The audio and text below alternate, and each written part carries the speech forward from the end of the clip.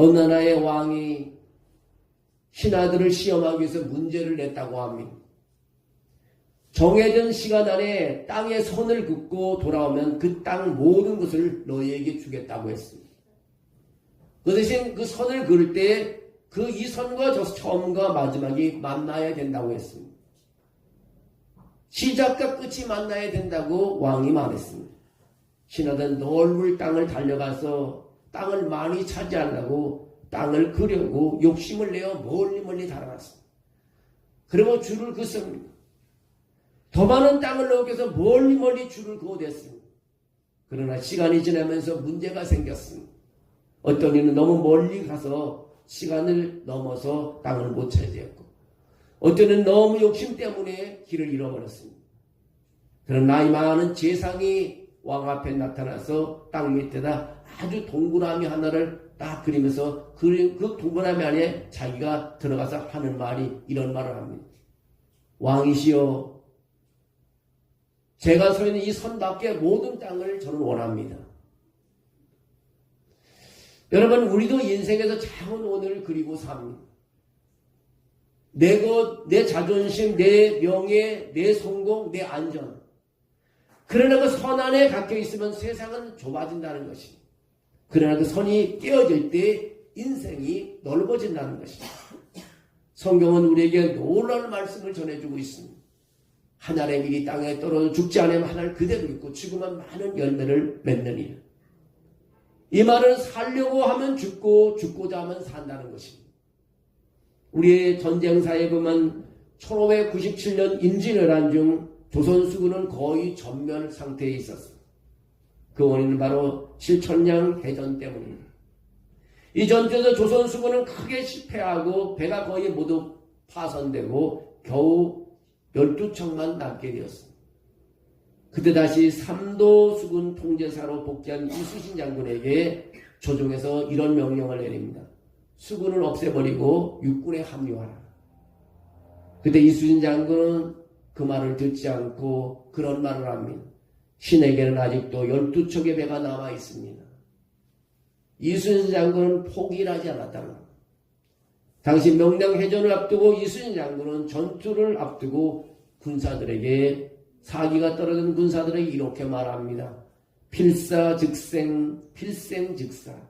무슨 뜻이냐면 죽기를 각오하면 살 것이요 살려고 하면 죽을 것이라고 말합니다. 이 말은 병사들에게 두려움을 버리고 나라를 위해 목숨을 걸고 싸우라는 의미였습니다. 그 결과 1597년 명란해협에서 조선 수군 12척으로 일본 수군 130여 척을 물리쳤다는 것이 역사에 기록되고 있습니다. 이 전투가 바로 명량대첩이라는 것입니다. 오늘 예수님은 그 비밀을 우리에게 말해주고 있습니다. 한 알의 밀이 땅에 떨어져 죽지 않으면 그대로 있고 죽으면 많은 열매를 맺느니라. 우리는 이 말씀을 이해하기 위해서요, 12장 23절을 다시 보면 놀라운 말씀을 발견하게 됩니다. 오늘 12장 24절을 말하기 전에 예수님께서 23절에 뭐라고 말하냐면 예수께서 대답하여 이르시되 인자가 영광을 얻을 때가 왔다고 말합니다. 무슨 말입니까? 예수님께서 십자가에 못 박힐 때가 왔다는 것입니다.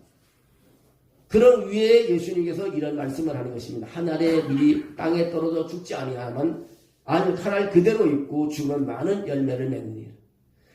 예수님은 자연의 원리로 복음의 비밀을 이렇게 설명합니다. 밀알 하나를 잘 보십시오. 껍질이 깨지지 않으면 절대로 싹이 나지 않습니다.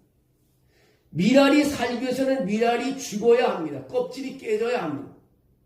이것이 바로 자기 부인이라는 것입니다. 예수님은 이렇게 말씀하십니다. 아무든지 나를 따라오려거든 자기를 부인하고 자기 십자가를 지고 나를 따를 것이니라고 말하고 있습니다. 또 말씀하십니다.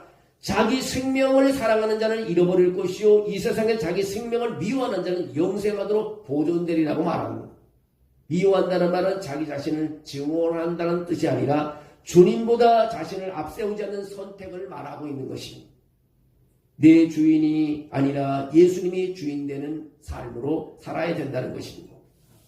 요한복음에서 십자가는요, 패배가 아닙니다. 영광의 자리인 것입니다. 예수님은 그래서 12장 23절에 인자가 영광을 얻을 때가 왔도다고 말하고 있습니다. 그 십자가를 이렇게 설명하셨습니다. 내가 땅에서 들리면 모든 사람을 내게로 이끌겠노라. 십자가는 패배가 아니라 사탄의 권세를 꺾는 것입니다. 십자가는 죄를 이기는 것입니다. 십자가는 죽음을 깨트리는 것입니다.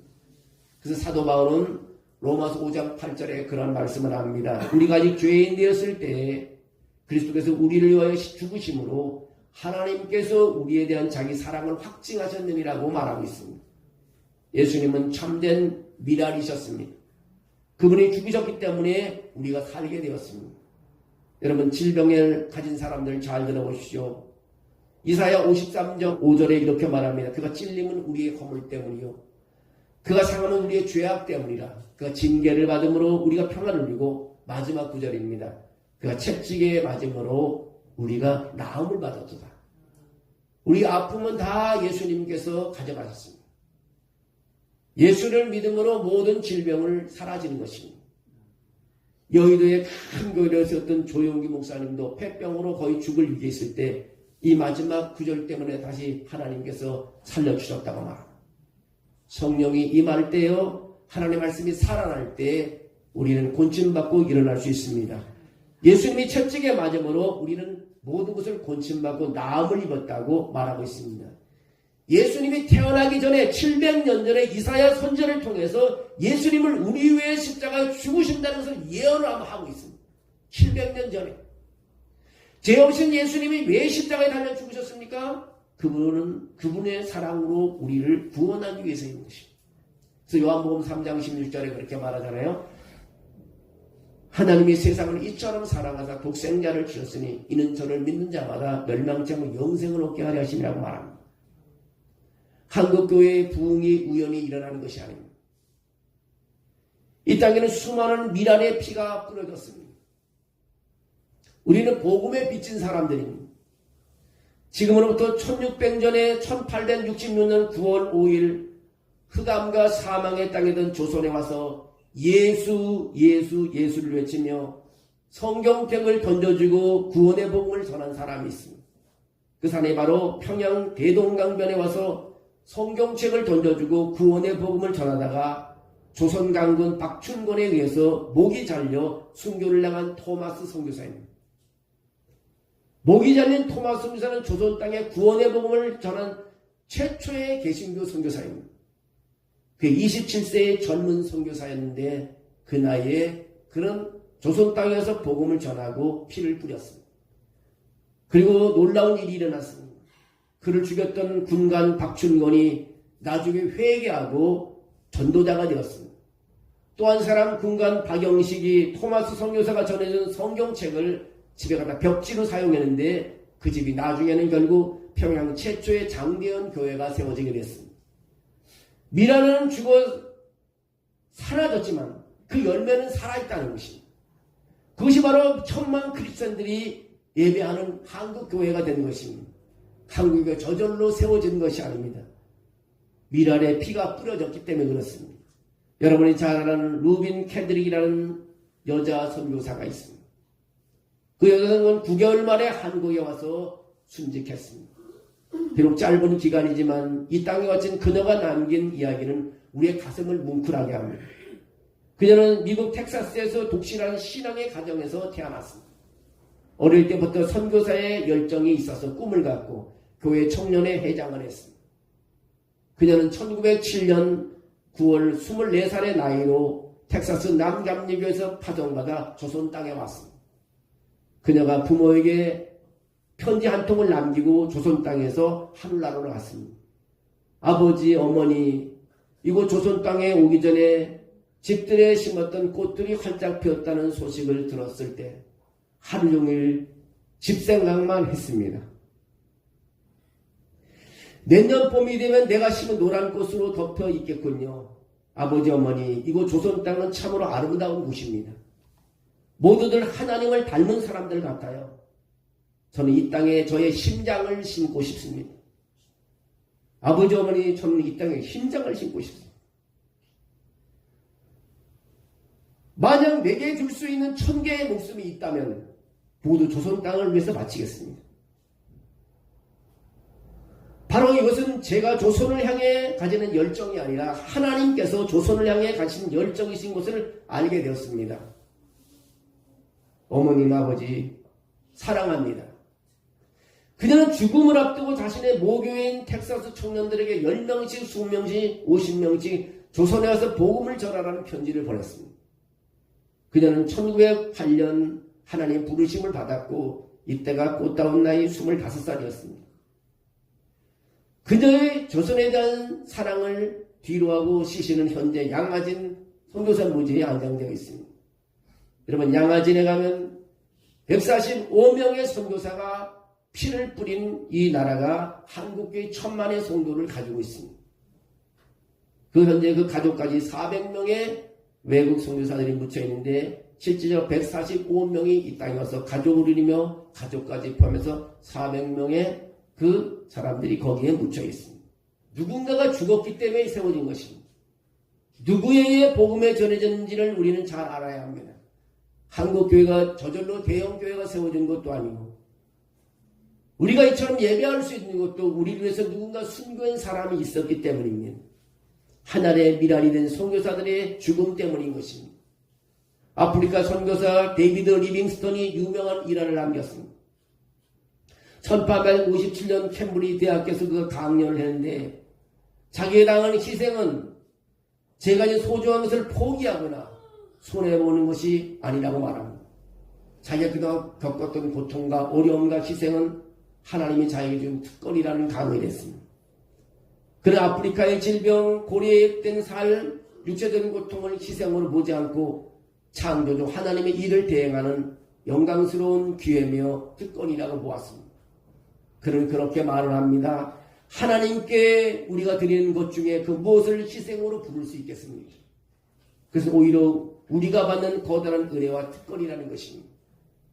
우리는 때로 사람들을 도와주고 뭔가 드리려고 그러면 멈칫멈칫하지만 내가 왜 희생하냐고 아우성치지만 아프리카의 선교자 데이비드 리빙스턴은 그런 말을 하지 않습니다. 이것은 희생이 아니라 하나님께서 나에게 준 특권이며 기회라고 그렇게 말을 했다는 것입니다. 리빙스턴은 사자에게 물려 팔을 제대로 쓰지 못하게 되었고 아내를 아프리카 땅에서 잃어버렸습니다. 본인 또한 북동병으로 고생하다가 무릎을 꿇고 기도하는 자세로 숨을 거두었습니다.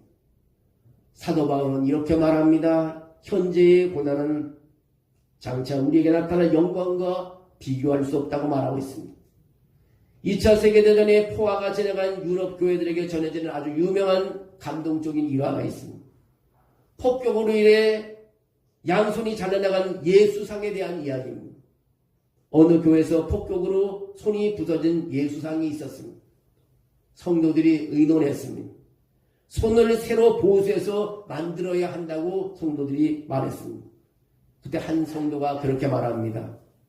우리 부서진 예수님의 상을 손을 부서진 것을 다시 새롭게 만들지 맙시다. 그리고 성도는 이렇게 말했다고 합니다. 우리가 지금부터는 주님의 손이 됩시다. 그래서 그 예수상 밑에 그런 글을 써놨다고 합니다. Christ has no hands but ours. 우리말로 하면 그리스도는 손이 없고 우리가 그의 손입니다라는 글을 써놨다고 합니다. 여러분, 예수님은 마지막에 이런 말씀을 합니다. 오늘 본문 12장 26절에 그런 말을 합니다. 사람이 나를 섬기려면 나를 따르라고 말합니다.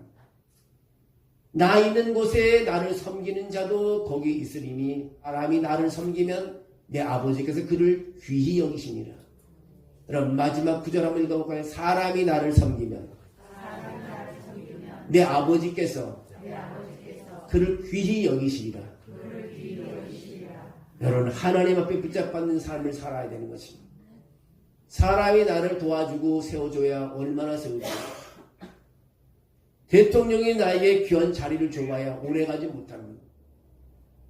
하늘에 계신 아버지께서 잡아주실 때, 귀하게 쓸 때 우리는 영원토록 승리하고 이길 수 있습니다. 여러분, 하늘 그대로 남겠습니까? 아니면 많은 열매를 맺겠습니까? 하늘의 미랄은 땅에 묻힌 순간 세상에서 사라지는 것처럼 보입니다. 우리의 희생은요, 남을 섬기고 도와주는 것은 다 희생하는 것처럼 보입니다. 그러나 하나님 나라에서는 그 순간이 영광의 시작되는 순간인 것입니다. 사순절 기간에 우리를 위해 미랄이 되신 예수님을 바라보며 우리도 가정을 살리는 그런 미랄이 되어야 합니다. 교회를 살리는 미랄이 되어야 합니다. 이 민족을 살리는 미랄이 되어야 합니다. 우리가 희생하는 것은요, 사라지는 것이 아닙니다. 하나님께서는 새로운 것을 만들어주고 준비하고 있다는 것을 알려주고 있습니다. 여러분, 한 알의 밀이 땅에 떨어져 죽지 아니하면 한 알 그대로 있고 죽으면 많은 열매를 맺는다는 말씀. 오늘 이 사순절 기간의 이 말씀을 기억하며 여러분도 많은 열매를 맺는 그런 한 사람 한 사람이 되시기를 주의 이름으로 축원합니다.